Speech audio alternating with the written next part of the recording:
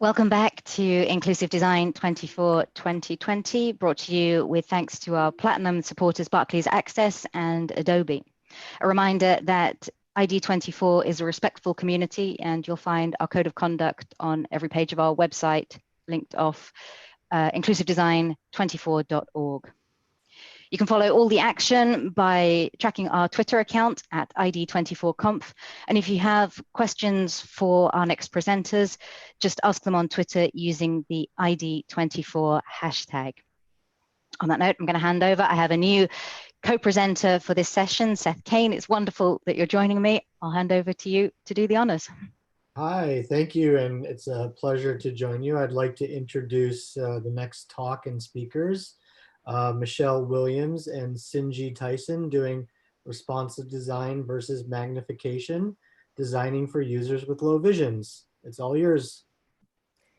Thank you so much. And hello, everyone. I know that things have been difficult, but hopefully we can help this move right along. So the one speaking right now is Dr. Michelle A. Williams. I'm owner of MAW Consulting, LLC, making accessibility work. My background and career focus are primarily in UX research and as an accessibility specialist. My Twitter handle is at MAW Consulting, LLC, but remove the I from consulting. Hi, everyone. Thank you for joining our presentation. I'm Sinji Tyson, Managing Partner at User Accessible LLC. Our motto is merging humanity with human factors. I am an accessibility consultant with a legal, rehabilitation, and research background. Our Twitter handle is at User Accessible, spelled USERCESSIBLE.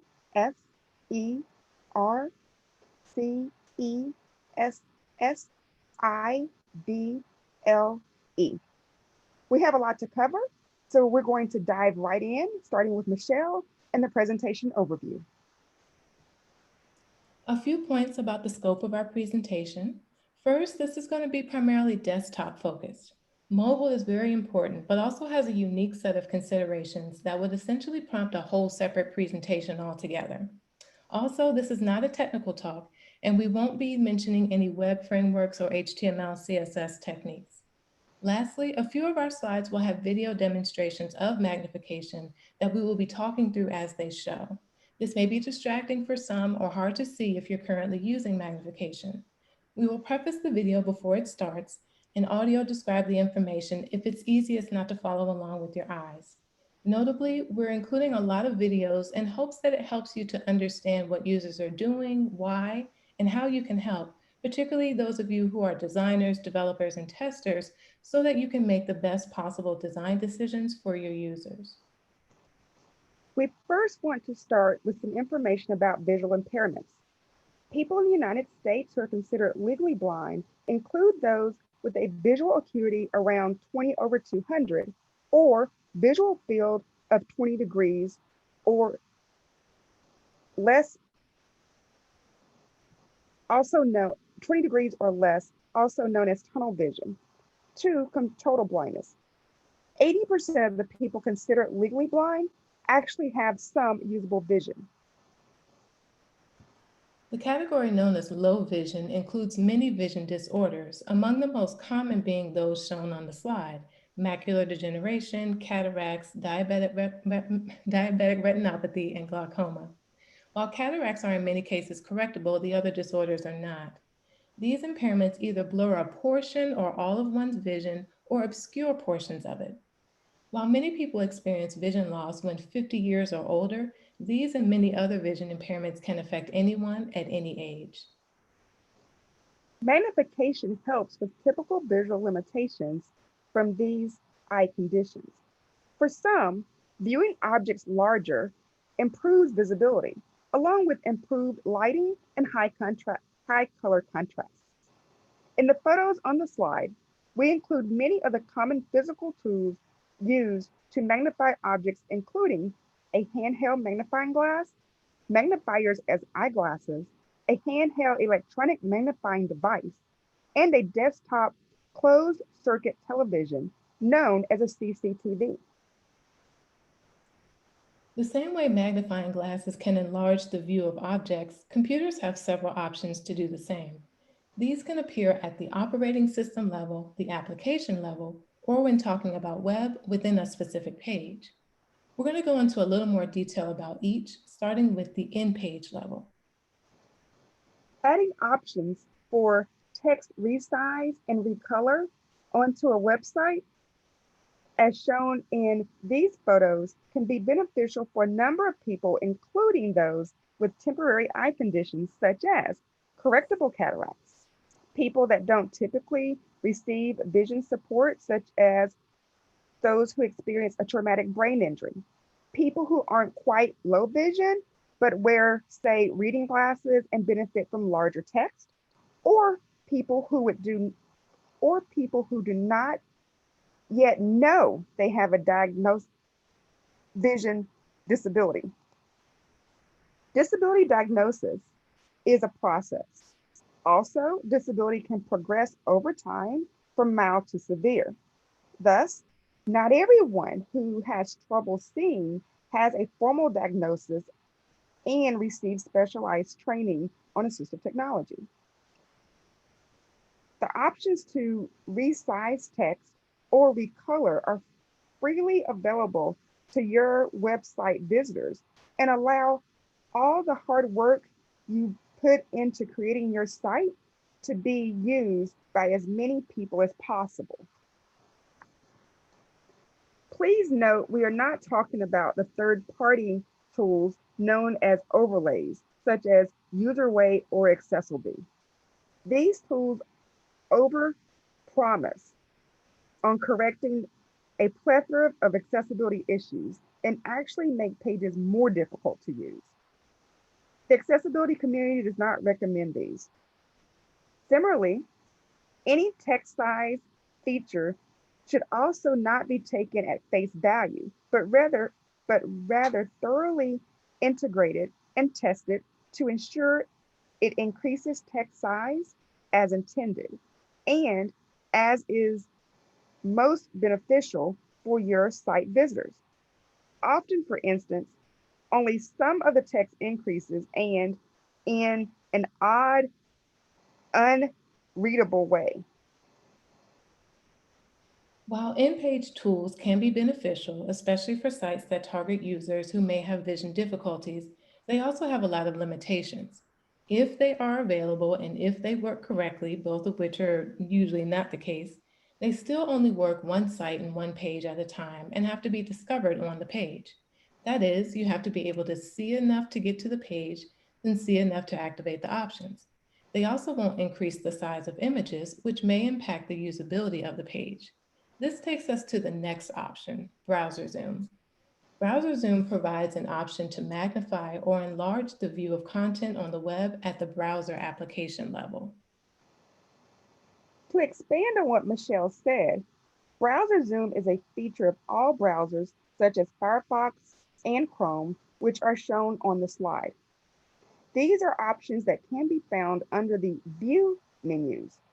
While they appear in the menus, most people use keyboard shortcuts to activate them, as in Command ± on the Mac. The browser zoom feature will zoom the page content out to 500% as we demonstrate in the following video. Showing the Google search homepage on Chrome, it includes a few menu options above the centered main content of the Google logo, search field, and the Google search and I'm feeling lucky buttons.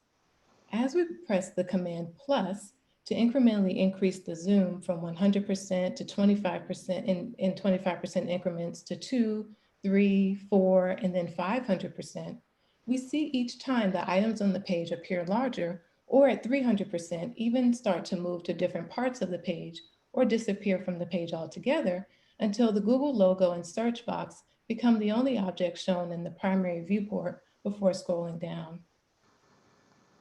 As mentioned, browser zoom is one of a few ways the computer provides a magnification option.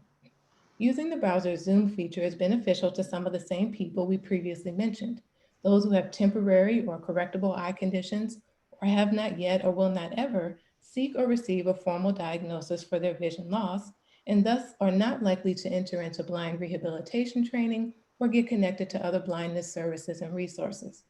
Blind Rehab includes computer training on how to use more complex tools and techniques to navigate the computer without full usable vision.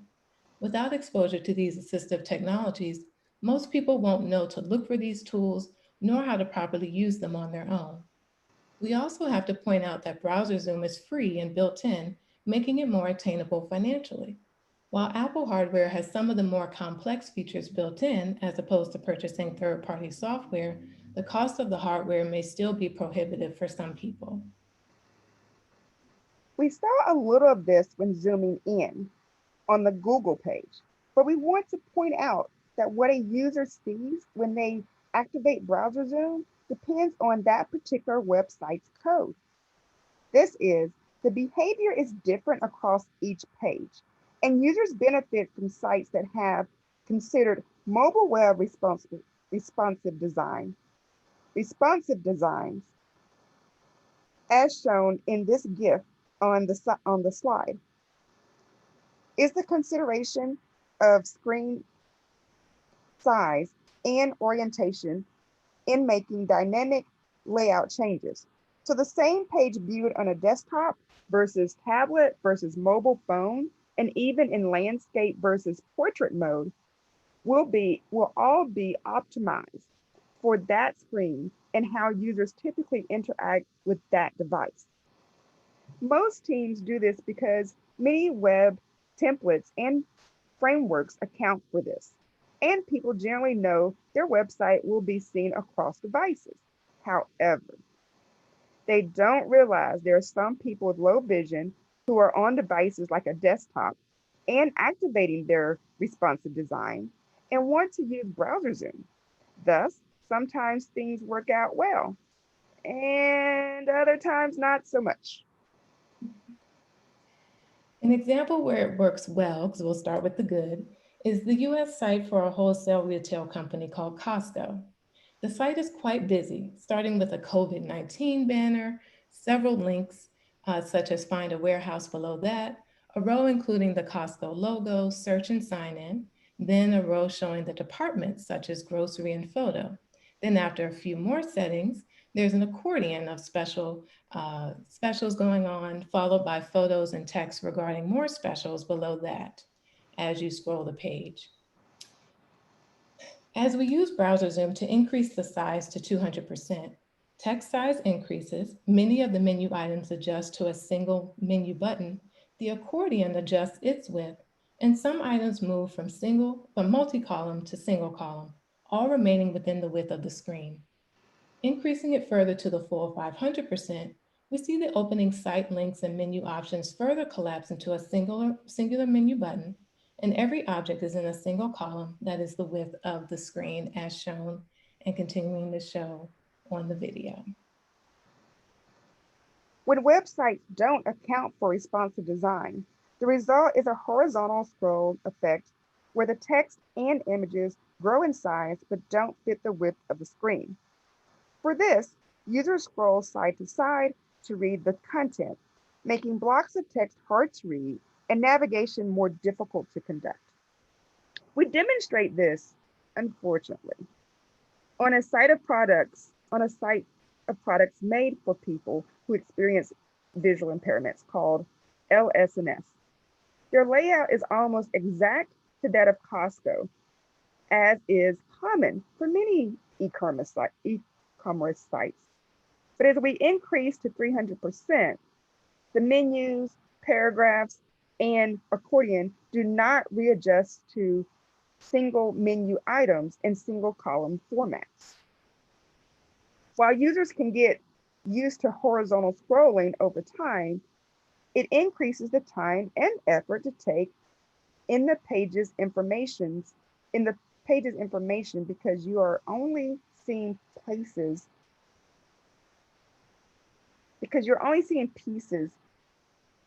of the site of the page at a time.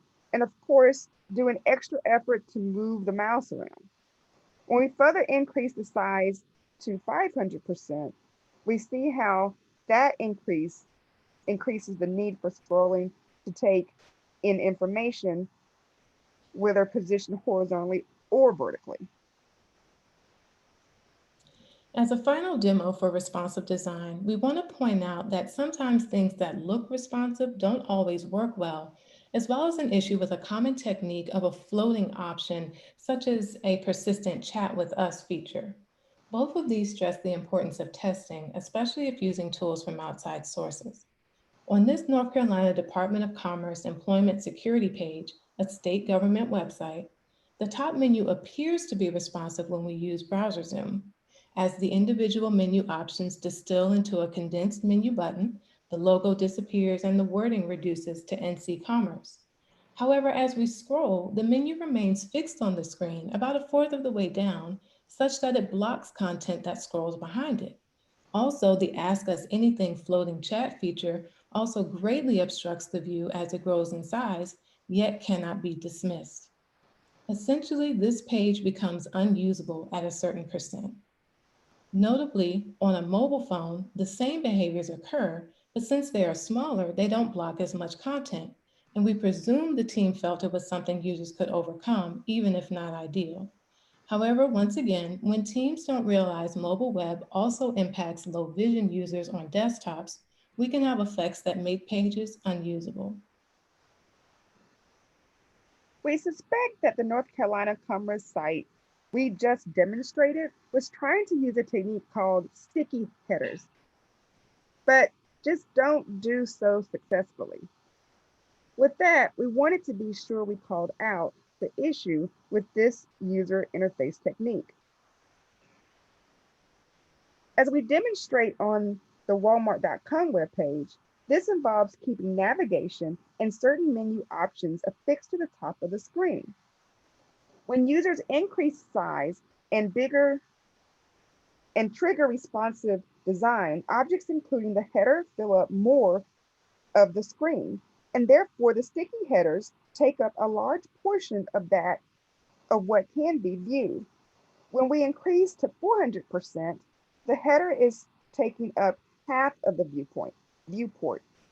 As users try to browse the site, the amount of scrolling increases significantly versus a view that just shows the entire screen like the Costco website. While sticky headers can be argued to have some benefits for mouse users, in some cases, we recommend that they are used sparingly or ideally not at all.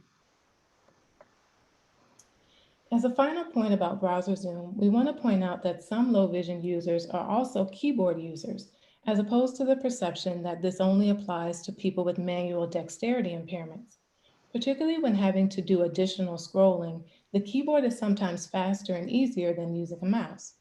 By keyboard, we mean techniques like using the arrow keys to pan horizontally and vertically, using spacebar to scroll at full section, and using tab to move around to focusable objects like links and buttons. Any adjustments you make to aid Browser Zoom should not override the default keyboard behaviors. Now that we presented Browser Zoom in action, we're going to point out, and you may have even noticed, some of the limitations. For one, it only works on individualized pages when a browser, so every page you visit needs to be zoomed. While it would keep the setting once you use it, think about just how many new pages you visit while working or researching something. Beyond that, it does not increase the size of any content other than what is within the page, including the button on your desktop that opens the browser and the browser's address bar. If someone has a severe visual impairment, they need everything magnified. This brings us to the other technique we're highlighting for this presentation, magnification. Magnification is the answer to having everything magnified and enlarged and works at the operating system level. Michelle will explain in more detail. Magnification is a feature in all major operating systems, that is, all major devices, including tablet and mobile devices.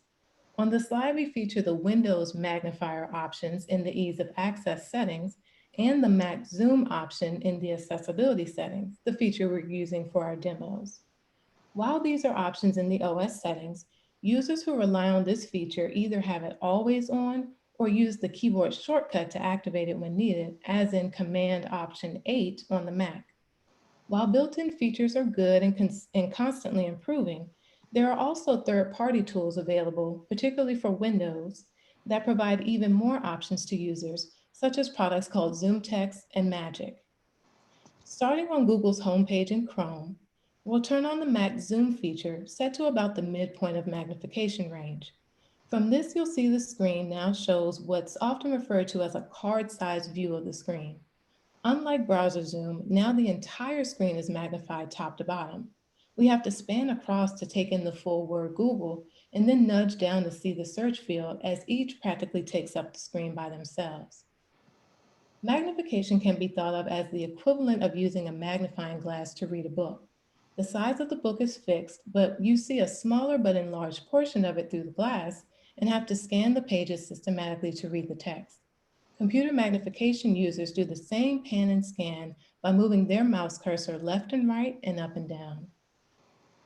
Magnification is beneficial for users with severe visual impairments, particularly for people who have attended blind rehabilitation training after receiving their diagnosis. Knowing that magnification exists as an option and then how to use it on a daily basis usually takes individualized training. Note, the magnification picks up where in-page options in browser zoom left off, in that it magnifies every object on a screen, not just the content of a page.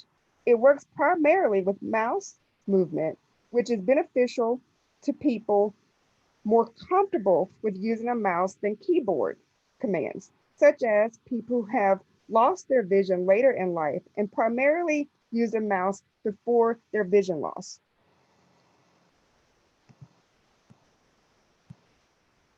A key takeaway is that magnification benefits from proximity and easy to scan alignment. Note with this technique, unless and until the mouse moves over something or the tab key on the keyboard moves focus to it, an element is not seen. There's no such thing as seeing something in the periphery or having movement or bright colors draw the user's eye to something. This means that your page setup must take some key design considerations into account. The scanning motion requires time to take things in, especially when elements are large. To reduce that time, users want to find shortcuts and faster ways to review a page. Being consistent with common web page patterns, such as having sign out in the upper right, are highly beneficial for making this easier to accomplish.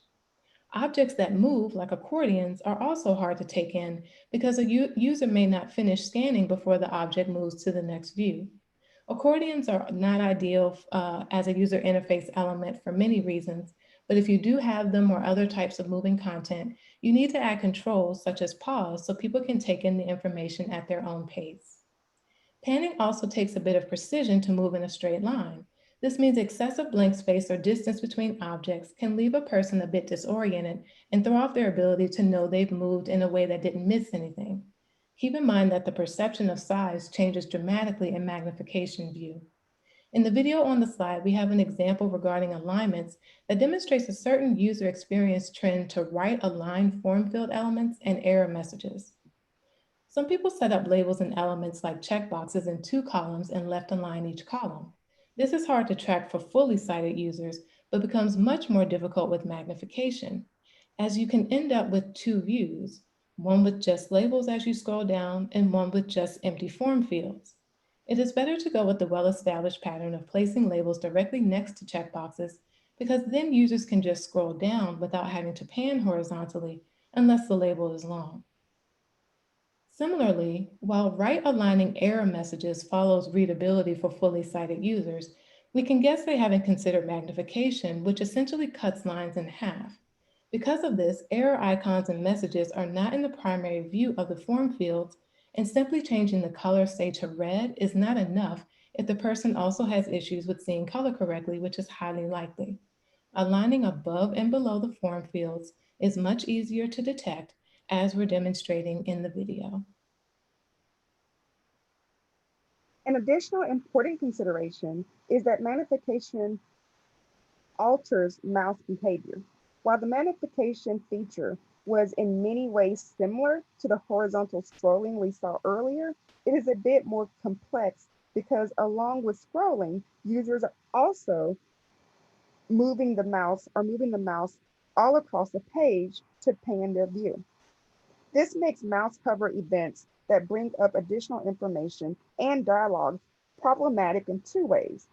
First, because they are easily triggered, they can get in the way when a user is simply trying to review the page.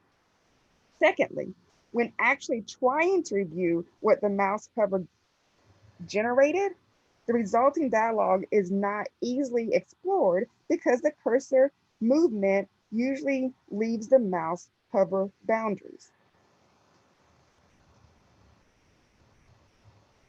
On the slide, we have a video of Audible homepage, which brings up a huge dialogue of book information to the side of the image of the book covers upon mouse hover.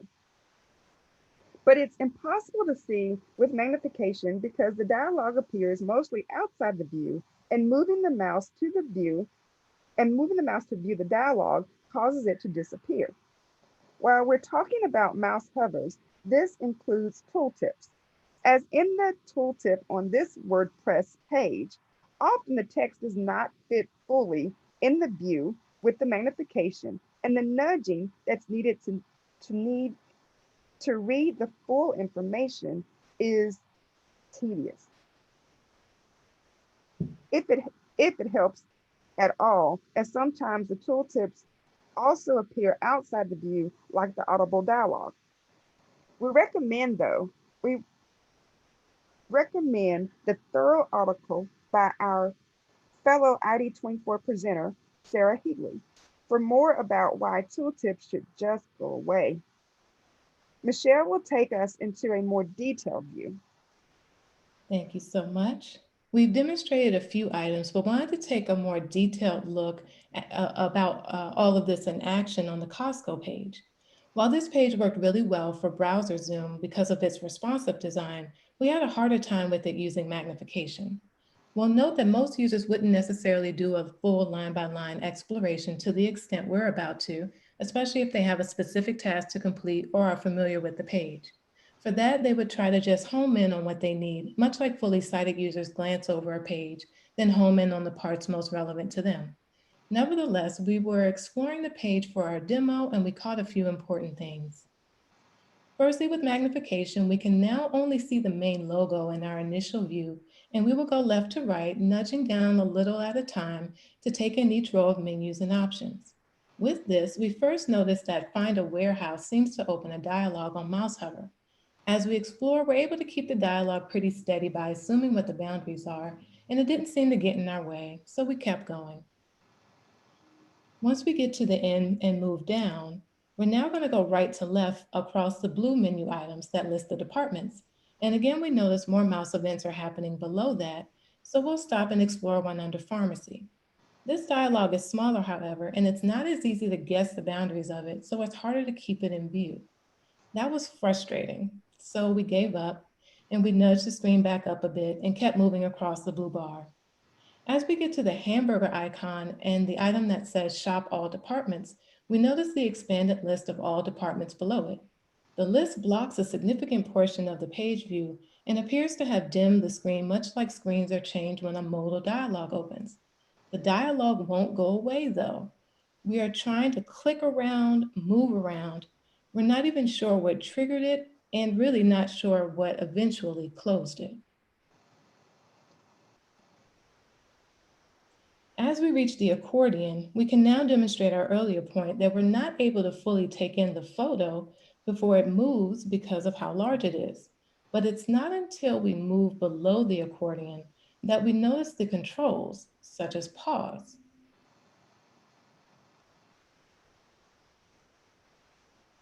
So once we notice that, we click that. After the accordion, we land to the top of the multi-column photos about the specials. So we start to explore that. But then we notice that we're at the end and the Mac dock pops up because now we're outside the browser. So again, we're not at the end of the Costco web page, we're at the end of what is available on the screen. So we switch to 2 fingers on the trackpad and scroll to see the rest of the page. We continue to pan across, at this point, putting the mouse at different positions that will give us the best view of these large photos we're seeing without having to do too much of the nudging up and down.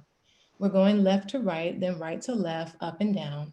On the last row that we did, we scrolled across to an image that we thought took up the whole length of the page, but it actually had side by side as opposed to a previous image that did take up the full page. So we nudged a little bit because there was some text that was out of view, and then we stopped.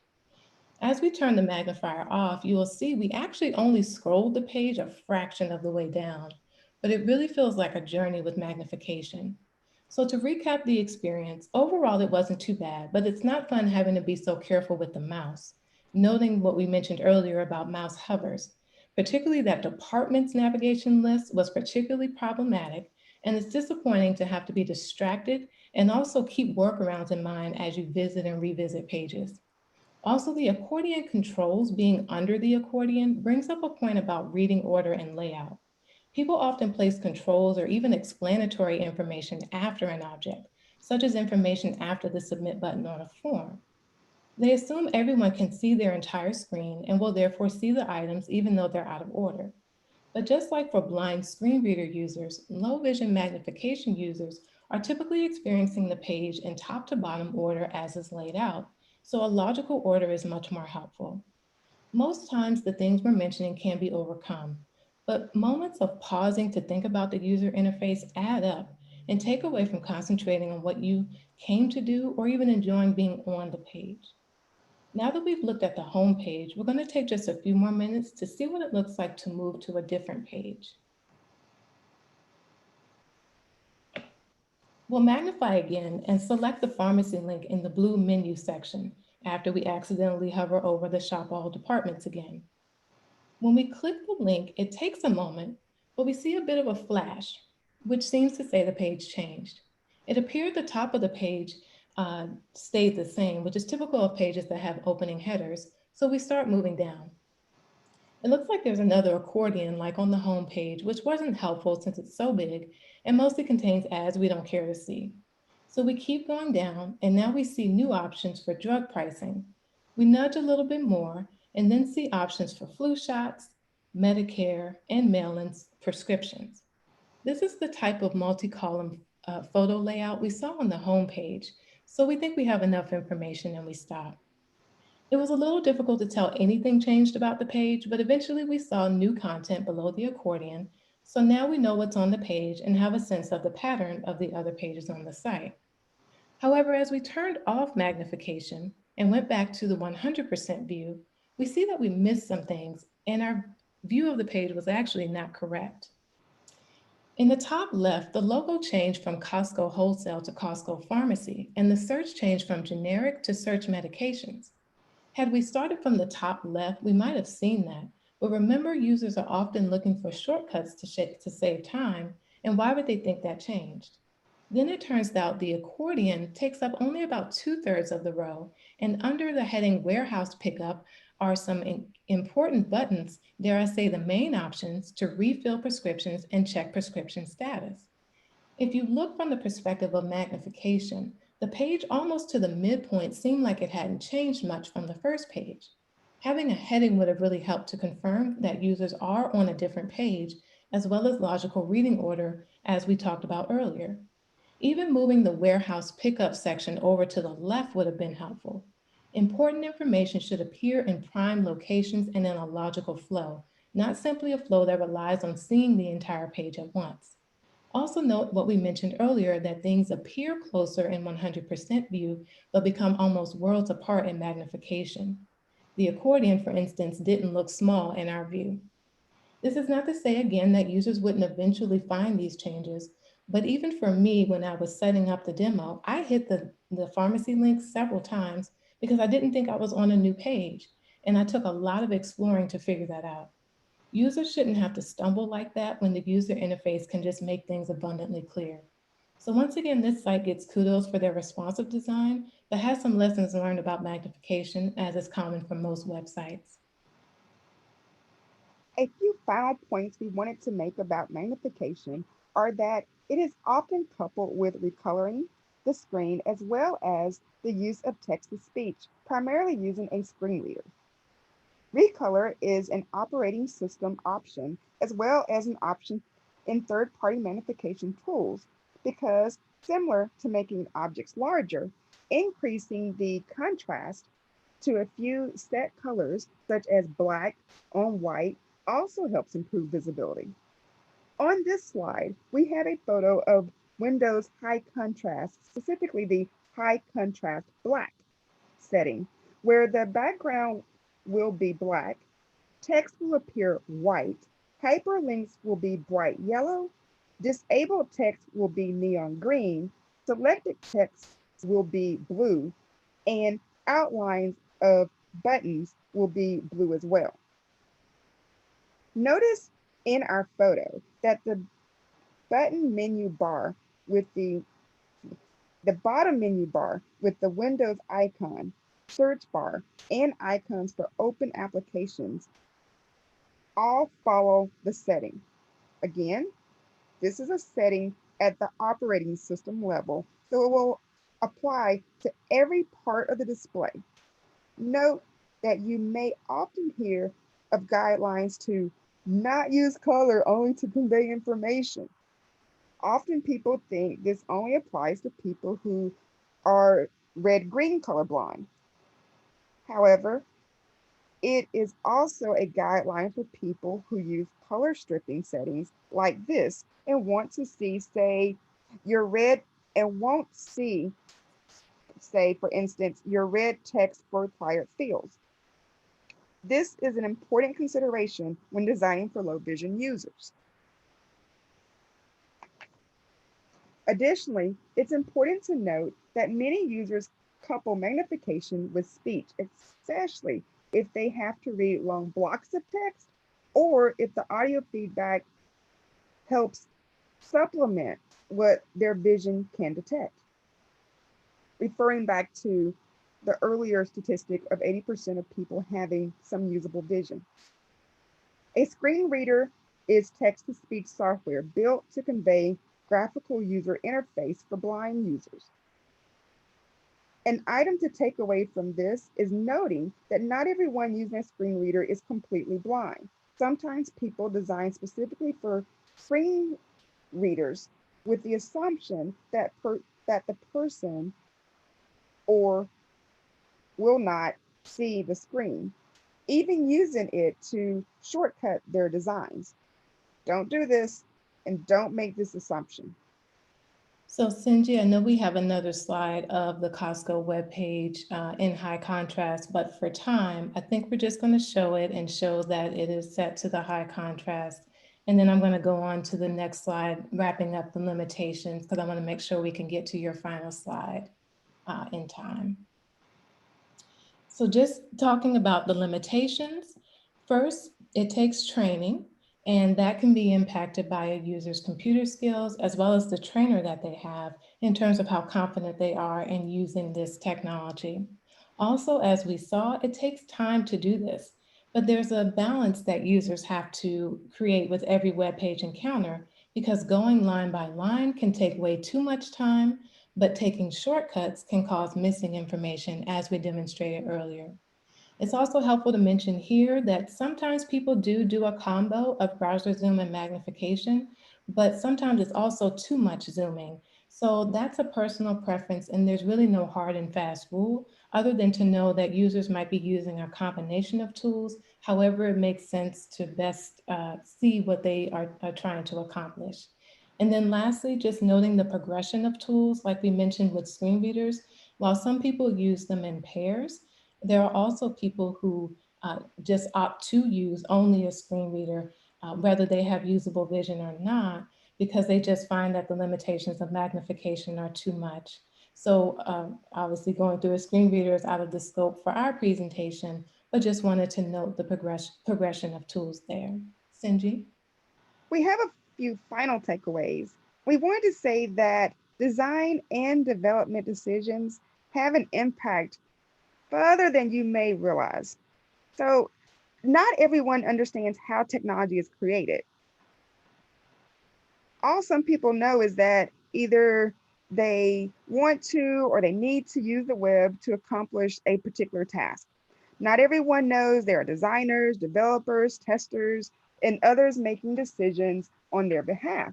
And that what they experience on the web is not the result of those decisions. So when something is hard to use, a person may internalize the issue is something they did wrong, or they just don't know how to use the technology. With this, they may not know how to use the technology or the application. So, and some low vision users might overcome thinking their vision is getting worse, or they might think that they're missing some important computer skill. Instead, it's the design decisions that have been made that don't consider us, therefore negatively impacting us. Whereas people familiar with technology and how it works can come to these realizations, many other people will not, especially for those who are new to vision loss and adjusting to vision loss. We present this information to appeal to you to consider low vision users among the many other users with disabilities in your designs. And we presented the videos to help provide an archive in between what we hope will include actual testing by users. So many low vision users don't have the luxury of making a screen 100% in size as we did in our presentation to see what was missed or what's confusing. All they have are these magnified views, and we need those of you with decision power who aren't low vision to better understand the perspectives of low vision users and people who experience other types of disabilities. Keep in mind when designing, people who use, for instance, keyboard only or speech input or text to speech. Practice inclusive design and barrier-free design for the myriad and diversity of end users. So thank you for attending our presentation. You may contact me, Sinji Tyson, at Twitter, via Twitter, at UserAccessible, or email hci@useraccessible.com. And I'm Michelle at MAW Consulting LLC, remove the I from consulting, or at info@MAW Consulting LLC. Lastly, the slides are available on my website at mawconsultingllc.com under the heading webinars. Thank you so much again. I don't know if there's time for questions, but if there are, we're ready. Thank you very much, both of you. That was a wonderful talk. And I think we can probably squeeze in at least one, maybe two questions. Awesome. Seth, anything? That was amazing. I mean, being in responsive for a long time now, I think it goes to show how underserved, this space is. And I thought it was just fantastic. I actually would recommend you guys working on maybe mobile for next year, because I think a lot of people will be interested. But the question I have right now is, you mentioned that people assume screen reader users are blind. Do you think that's the only one disability, or that there's a one-to-one relationship between other disabilities and assistive technologies? So I believe what they're asking is, do people also misunderstand other assistive technologies and their uses? And I think so, yeah. Yeah, if that's the question, then absolutely. There's a lack of information about disability and accessibility. So therefore, there's a lot of missing and incorrect information. But the overall idea that you should keep in mind is that any tool can be used by anyone to make anything more possible. So just like we find benefits in the text-to-speech, say, in the Alexa, that is beneficial to anyone as just a more convenient way to interact with some of the devices in their homes versus as an assistive technology for someone who benefits from using speech, we can apply that to any tool that is available to everyone to use. at any time. So absolutely, there are a lot of misunderstandings, and that's one that we find is very common. That was awesome. Thank you for that. I don't see any other questions on YouTube right now or on Twitter. Oh, I'm going to sneak one in then, if I may. You mentioned that when you were demonstrating sort of very granular exploration of a page with magnification, that of course, that's probably not how magnifier users tend to do things. They'll try and home in on a particular piece of content that's of interest to them. I know as a screen reader user, that's very parallel to you know how I navigate. Can you tell us a bit more about the techniques a magnifier user might use to do that sort of scanning, homing in? Cindy, you have thoughts on that? Sure. So how one uses the magnification is very individualized. And for some, like for myself, I taught myself how to use magnification. And that's different than if somebody had, say, per se, an instructor. So there's many different ways that people actually use.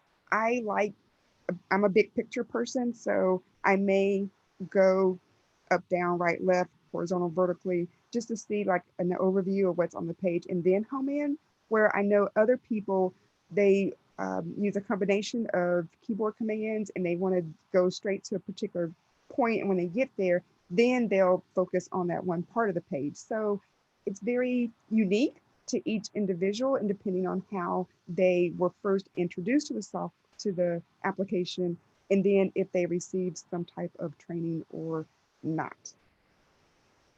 Makes a lot of sense. Thank you very much for that explanation.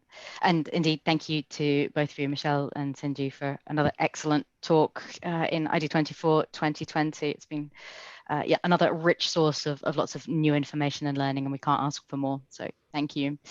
Thank you very much.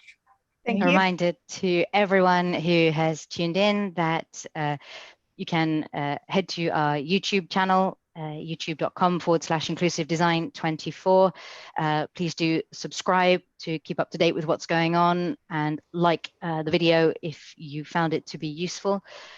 We will both, Seth and I, be back on the hour with our next talk. So time for a quick break and we will see you in just a few short minutes.